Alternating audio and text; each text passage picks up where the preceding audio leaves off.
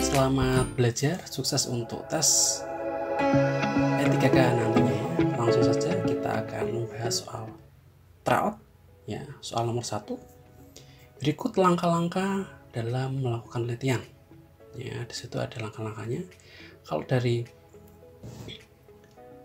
modul yang saya dapatkan itu adalah sebagai berikut ya Bapak Ibu. Ya.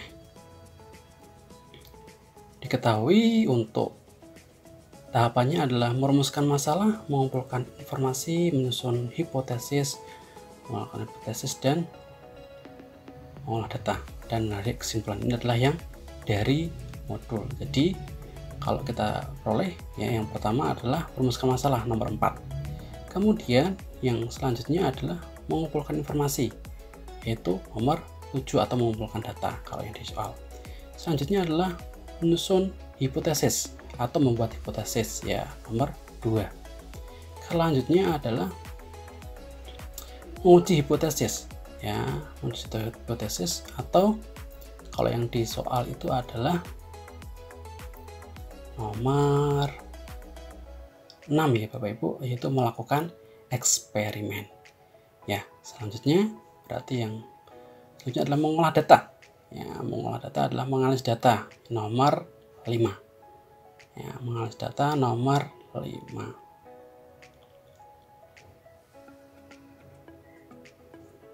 Oke, ini kayak error nih, mohon maaf ya, nomor 5.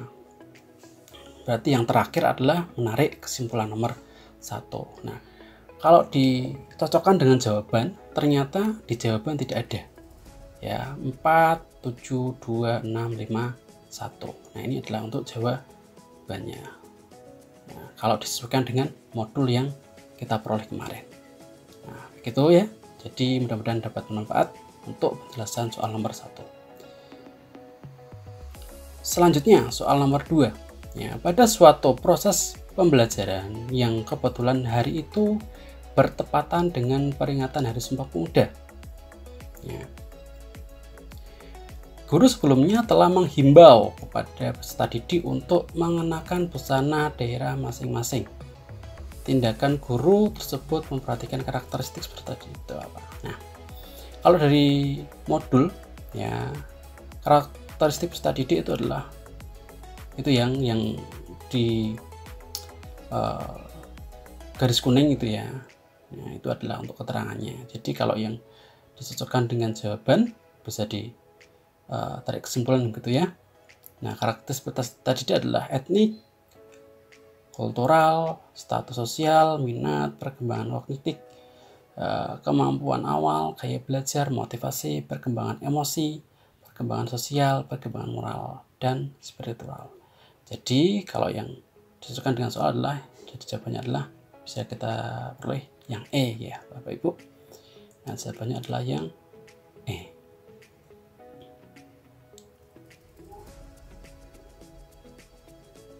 Oke, lanjut ke soal berikutnya. Ya. Kecakapan sains adalah kemampuan dalam melakukan kegiatan yang menunjang kepada terlaksananya pengambilan keputusan berdasarkan hasil penelitian. Ya, kemampuan seorang peneliti untuk memperhatikan penguji dengan tujuan tertentu untuk pengetahuan sesuatu. Nah, kalau di modul ya, melakukan pengamatan atau observasi, yaitu langkah awal yang harus dilakukan dalam sebuah penelitian adalah melakukan pengembangan atau observasi untuk merumuskan masalah atau secara kualitatif dan kuantitatif itu ya. Mohon maaf itu tulisannya kurang jelas ternyata. Ya, kalau dihubungkan dengan soal ya secara fakta, data, skor atau nilai atau satu verbalisasi ya, itu berarti kita bisa peroleh itu melakukan pengamatan atau observasi ya. Jadi jawaban dari sini adalah yang B ya, mudah-mudahan bisa membantu. Oke, itu jawaban dari nomor berapa? Nomor 3 ya. Selanjutnya, soal selanjutnya itu perahu saat digunakan di air yang tenang ya, mampu bergerak dengan kecepatan 1,2 meter per sekon, kemudian memiliki kecepatan arus. Nah, arusnya airnya itu sebesar setengah meter per sekon ya. Arusnya searah, yang ditanyakan adalah resultan vektornya. Nah, karena arusnya searah berarti otomatis ditambah ya kecepatan perahu ditambah dengan kecepatan air ya, karena arahnya searah, berarti nilainya adalah kecepatan perahu 1,2 ditambah kecepatan airnya adalah 0,5 ya, maka nilainya adalah 1,7 meter per second. Oke, jadi jawabannya adalah yang E. Demikian penjelasan soal tentang resultan vektor ya.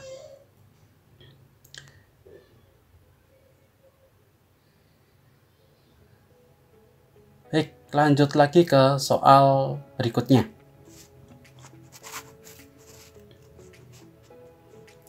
Soal berikutnya, perhatikan pernyataan berikut ya, ada 3 pernyataan, yaitu kemampuan untuk memprioritaskan perencanaan dan mengolah hasil, yang kedua penggunaan alat dunia nyata yang efektif, yang ketiga produk yang relevan dan berkualitas tinggi.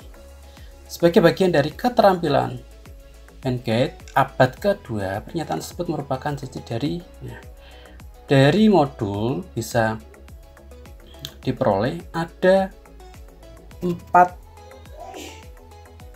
kriteria ya.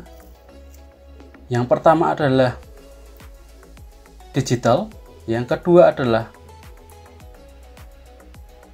berpikir inovatif ya, yang ketiga adalah komunikasi yang efektif, kemudian yang keempat adalah high productivity atau produktivitas yang tinggi. Nah, jadi dari pernyataan ini maka bisa diperoleh ya, pernyataan tersebut merupakan ciri dari ya, bisa dilihat ya, ternyata dari pernyataan kemampuan untuk memprioritaskan, menggunakan alat dunia nyata yang efektif, kemudian produk yang relevan dan berkualitas tinggi, itu adalah tentang high productivity ya.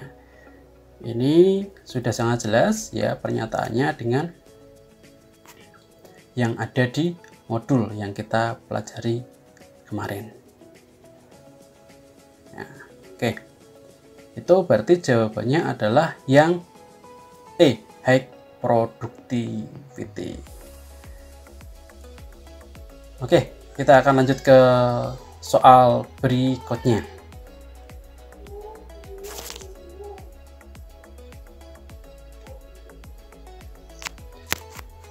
Soalnya, hasil pengukuran tinggi badan 5 orang siswa kelas 12 adalah 169, 160, 173, 168, dan 178. Ya, yang ditanyakan tinggi rata-rata dengan aturan angka penting. Ya, dari soal ya itu adalah 3 angka penting semua. Ya, 3 angka penting semua. Otomatis nanti jawabannya adalah yang 3 angka penting. Nah, karena 3 angka penting ada 2, berarti kita hitung ya, tetap kita hitung. 169, 160, 173, 168, 170 kita total semua. Hasilnya adalah 848, kemudian dibagi dengan 5 orang, dibagi 5 ya. Nah, hasilnya adalah 169,6. Maka kita bulatkan karena 3 angka penting. Jadi 170 ya. 170. Berarti jawabannya adalah yang A, 170 cm. Ini aturan angka penting. Lanjut lagi ke soal berikutnya. Nah, ini masih sama dengan aturan angka penting. Panjang sisinya adalah 12,1 dan 5,55 cm. Ya, yang ditanyakan adalah luas. Ya, luas daerah tersebut. Dari soal diketahui 3 angka penting. Ya, berarti untuk jawabannya adalah harusnya 3 angka penting. Ya, ternyata tidak ada ya. Kalau kita hitung 12,1 kali 5,55 itu ya.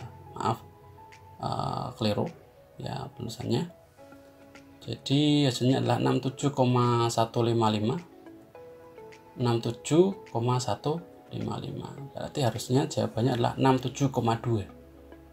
Ya, harusnya jawabannya adalah 67,2. Berarti dari pilihan jawaban tidak ada jawabannya. Ya, tidak ada jawabannya. Karena sesuai dengan aturan angka penting adalah 3 angka penting. Begitu ya. Semoga jelas untuk penjelasan saya. Baik, kita akan lanjutkan ke soal berikutnya. Ya. Sebuah benda O ditarik dengan 2 buah gaya A 20 Newton, B 10 Newton. Nah, kalau kita buat ilustrasi, ini ada sebuah benda O ditarik ya. Ada 2 benda A dan B membentuk sudut 60 derajat. Untuk mencari resultannya, berarti kita menggunakan rumus akar A kuadrat plus B kuadrat plus 2AB cos theta atau cos sudut apitnya ya. Nah, dari sini kita masukkan saja ke dalam rumus. A-nya adalah 20 kuadrat ditambah 10 kuadrat ditambah 2 kali 20 kali 10 cos 60. Nah, sudut apitnya 60 derajat. Kemudian kita hitung. Nah, hasilnya adalah 200 20 kuadrat ditambah 10 kuadrat ditambah 2 kali, kita tulis lagi ya, 10 setengah ya, cos 60 setengah ya. Maka hasilnya adalah 400 ditambah 100 ditambah 200. Nah, hasilnya adalah akar 700. Akar 700 itu adalah 10 akar 7 ya. Atau kita hitung aja karena disitu hasilnya pecahan, yaitu 26,46 Newton. Jawabannya adalah yang A. Oke, jawabannya adalah yang A. Menggunakan rumus resultan vektor. Ya, ini masih soal vektor ya. Lanjut lagi ke soal berikutnya.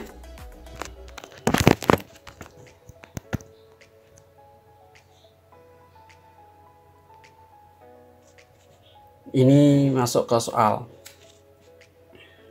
pedagogik ya.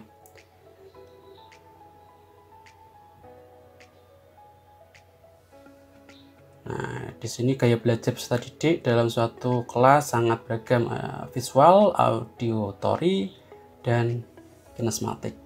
Agar dapat memenuhi ketiga gaya belajar tersebut, guru perlu menggunakan metode apa?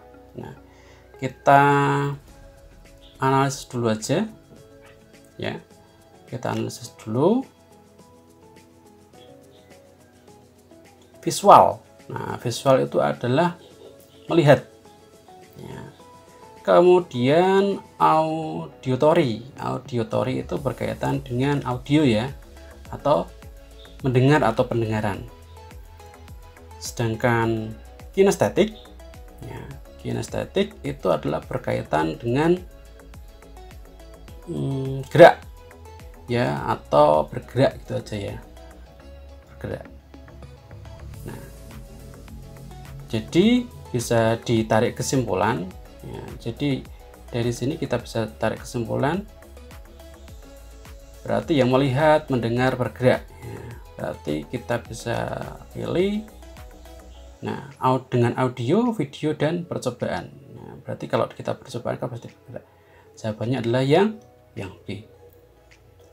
Oke, itu adalah penjelasan saya untuk soal berikut. Kita lanjut lagi ke soal berikutnya ya. Ini soal yang terakhir ya Bu ya, ini soal terakhir di pembahasan saya. Nah, nanti saya lanjut lagi ke part 2 untuk penjelasan selanjutnya. Ini ada dua benda dikaitkan dengan tali, kemudian disitu ada silinder pejal yang mengaitkan. Nah, silinder pejalnya masanya 3 kg, kemudian jari-jarinya, jari-jari silinder pejal atau R-nya adalah 20 cm. Kemudian kita ubah dulu ke dalam meter ya, jadi 0,2 meter. Nah, massa yang pertama ya itu adalah 6 kg. Kemudian massa yang kedua adalah 3 kg. Nah, di M2 berarti kita bisa cari juga di situ adalah gaya beratnya. Nah, di situ kita bisa cari gaya beratnya atau W-nya. Nah,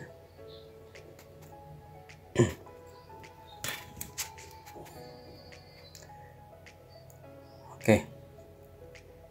Dari pertanyaannya adalah dalam keadaan diam ya, kemudian dijatuhkan, maka percepatan benda itu berapa? Berarti yang ditanya adalah A ya. Itu ditahan kemudian dilepaskan gitu ya, kemudian otomatis kan akan bergerak ya. Untuk A nya, untuk mencari A ya, untuk mencari A kita bisa menggunakan rumus A sama dengan W2, sebenarnya adalah W2 dikurangi W1 gitu ya, karena W1 nya itu adalah 0 ya, dibagi dengan M1 plus M2 plus K dikalikan dengan M ya, dikalikan dengan M. K-nya di sini karena di sini adalah silinder pejal, maka silinder pejal K-nya adalah setengah. Oke. Kita masukkan saja W2-nya adalah 30 ya. 3 dikalikan 10, anggap saja gravitasinya adalah 10 ya. 3 kg kalikan 10 meter per sekon. Nah, 30. Kemudian masukkan M1. M1-nya adalah 6 ditambah M2-nya adalah berapa itu? M2-nya 3. Kemudian ditambah setengah kali 3 ya. Kemudian A-nya sama dengan 30 dibagi 6 tambah 3 10,5 ya. Hasilnya adalah 10,5. Nah, dari sini sebenarnya sudah kelihatan hasilnya berapa. 30 bagi 10,5 adalah 2,86 meter per sekon kuadrat. Jadi percepatan benda tersebut adalah 2,86 meter per sekon. Dari situ jawabannya adalah yang C.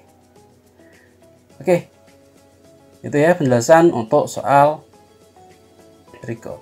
Baik Bapak Ibu, demikian penjelasan dari saya untuk soal tryout part pertama. Kita lanjutkan ke soal tryout di part yang kedua.